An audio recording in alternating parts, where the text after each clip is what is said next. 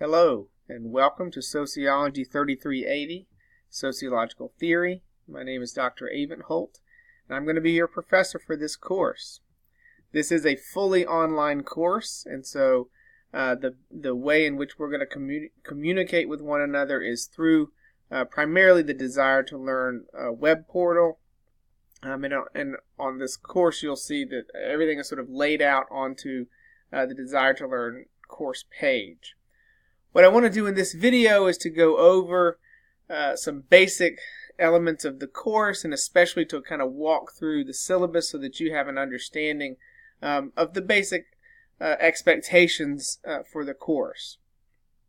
So you can see here that we're on the course home page, and if you just navigate over to the syllabus, you'll be able to see a link to pull up the syllabus, and click on that, and you'll be able to open up the syllabus. You can also download it and open it up directly on your desktop.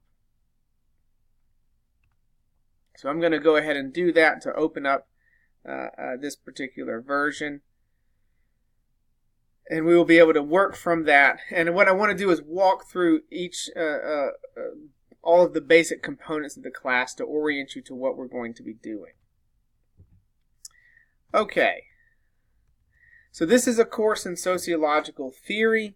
Primarily, we're going to be focusing on what's called the classical period of sociological theory, the early sort of often called the founding fathers of the discipline. Our core theorists are going to be Emil Durkheim, Karl Marx, and Max Weber. But at the core of this, we really want you to get a sense of what theory is all about and how you can use the concepts that these sociologists give us to make sense, in a general sense, have a general understanding of the world around you. This is not going to be an easy course. Theory is very dense. It's very difficult at times to get through, but we're going to work through it together, and hopefully by helping each other out, we're going to all come to a better understanding of what theory is all about and what we can do with the concepts that these guys give us.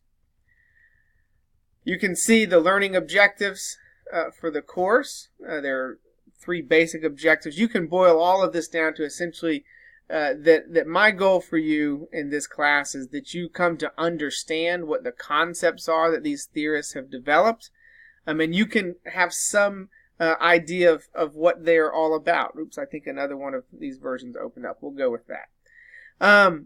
And so you'll be able to kind of evaluate what it is that you think of their ideas. And that's really at the core of the course.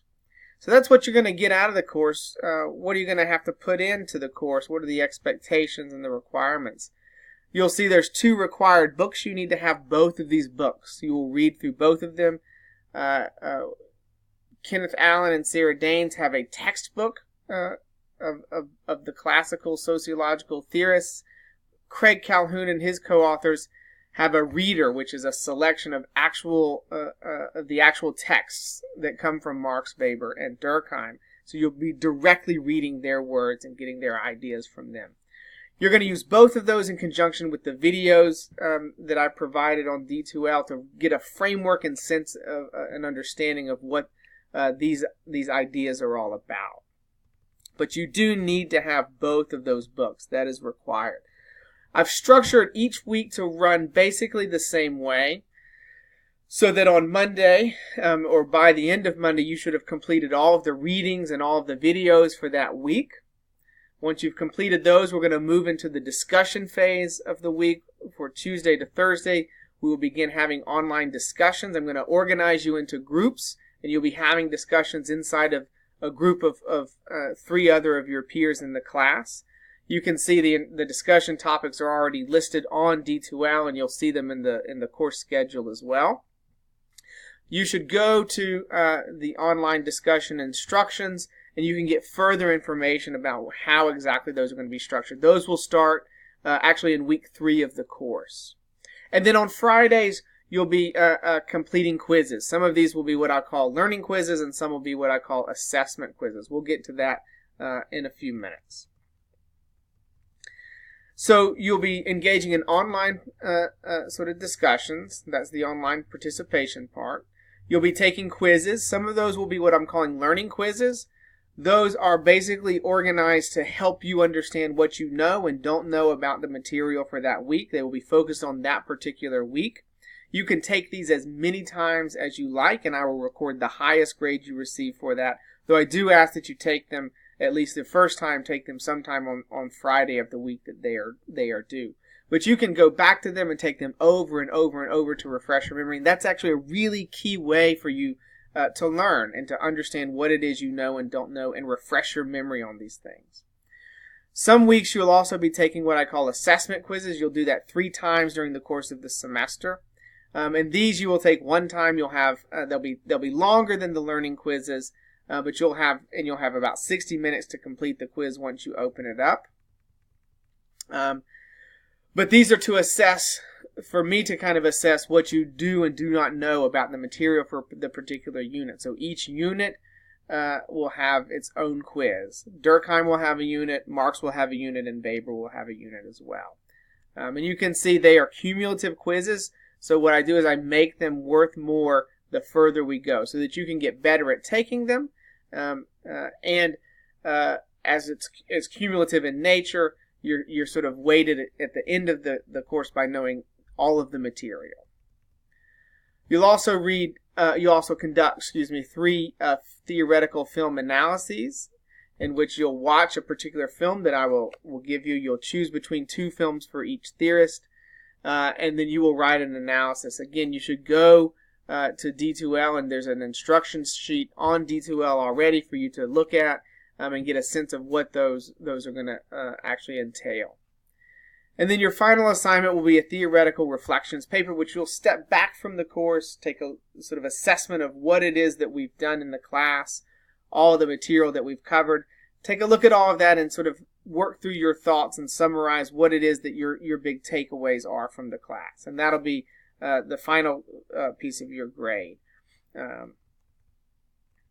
So that's really all of the sort of basic activities we'll be engaging in. And you can see, again, the point values attached to those if you're interested. If there's any, I want to make note of this right now.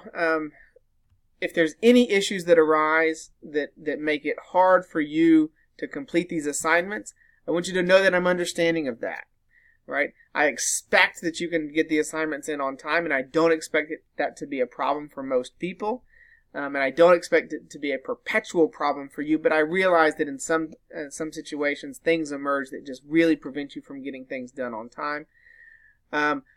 You should come and talk to me about that.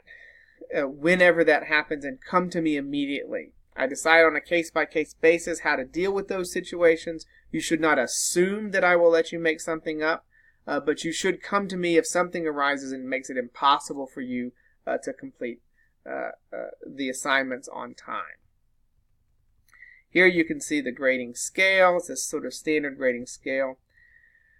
This is an online class, and this means it's going to be a little bit different than your traditional face-to-face, in-person courses. And one of the hardest things sometimes for students to get through is to understand that you have to be proactive. You've got to stay on top of this, right? You've got to constantly check the D2L course page to see what's going on, and basically check in every single day to see what's happening. I will post announcements on there. And that's where that'll be your portal into getting all of the information that you need to get. And I've tried to provide as many resources as I can in that setting to make it possible for you to understand the theorists and be successful in the class. That said, you have to be very proactive in staying on top of these things. Don't let things slip to the side. It will be very difficult for you to catch back up once you fall behind, especially in this online setting. So stay on top of things. You can see a list now of my expectations. They're basic expectations. Do the readings, watch the videos, participate in the online discussions, be respectful of others, and communicate with me regularly about what's going on and as issues arise so we can take care of them. The rest of this you've seen many times before. The academic honesty policy, obviously do not cheat, do not plagiarize. I do take that very seriously. and appropriate action will be taken if I find anyone cheating or plagiarizing in any way. Any students with disabilities, please feel free to see me. I've tried to structure the course itself to be as friendly as possible to people of all abilities. But if there's any accommodations that I can make, please come and see me about that. And you can see a link here to all of the remaining policies that may be in effect. You can see the course schedule here, and it's structured into units. The first couple of weeks will be focusing on just getting an understanding of the classical sociological period. But then we'll dive into each of the theorists, and each theorist will have their own unit comprising about 4 weeks. We will start and I structure each of the units to be a conversation between between different theorists. So you can see we were actually really starting off with a guy named Thomas Hobbes, because he is a sort of segue into understanding Durkheim, and Durkheim is reacting to many of the ideas that he develops. So really the first unit is a conversation between Hobbes and Durkheim, so we can understand Durkheim as he relates to Hobbes. We will move from there into Marx, and we'll use Adam Smith as the sort of counterpoint to Karl Marx. And then we will move into the last few weeks of class. We will talk about Weber and contrast Weber with the ideas of Marx.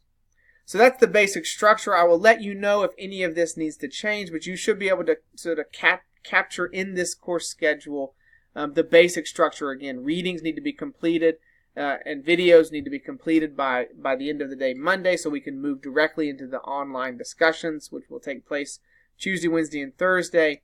And then you can see you'll have these learning quizzes and sometimes assessment quizzes, and I denote the differences. You can also see here when other things are due. Film Analysis 3, for example, is due in the week of November the 26th.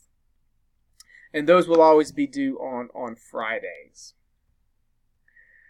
So that should give you an orientation to the course, give you a flavor for what's in store for us. I'm very much looking forward to the class. I'm excited that you're in it, and I hope that we can get to know one another in this setting, and we can all learn from each other. Do note you need to take the Syllabus Quiz, which will go over some of these basic points again. So make sure you go into D2L immediately and take that quiz, look over the syllabus, make sure you understand. And of course, please come to me with any questions or issues that you have. You can see up here at the top all of my contact information and when I'm available. Send me an email, give me a call. Email is going to be the best way to get a hold of me, but do whatever you need to do to get a hold of me. Come during my office hours. You can see Tuesdays and Thursdays. If those don't work, we'll set up an appointment. I see one of my core jobs as being available for you, being a resource for you. So make use of me as a resource at any point in the semester. And actually, I would encourage you all throughout the semester to use me as a resource. That's why I'm here. So again, take that syllabus quiz and let me know what I can do to be of help. And let's get going in sociological theory.